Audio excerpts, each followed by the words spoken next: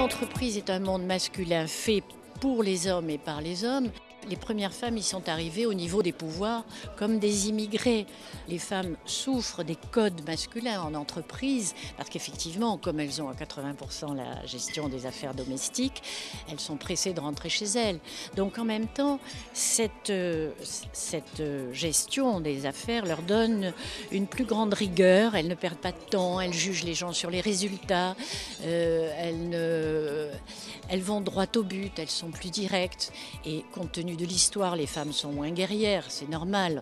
On en voit avec des pistolets à la main, mais c'est relativement rare.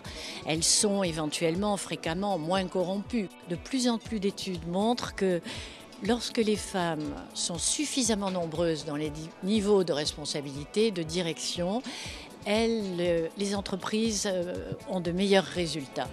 Les femmes n'ont pas la même attitude vis-à-vis du pouvoir que les hommes. Elles l'aiment, elles le veulent, mais pour faire des choses plutôt que pour avoir une belle voiture ou pour avoir des grandes équipes. Elles veulent du pouvoir pour construire, pour avoir un impact sur les événements, sur la vie, qui longtemps leur a été refusée ou circonscrite au domaine familial.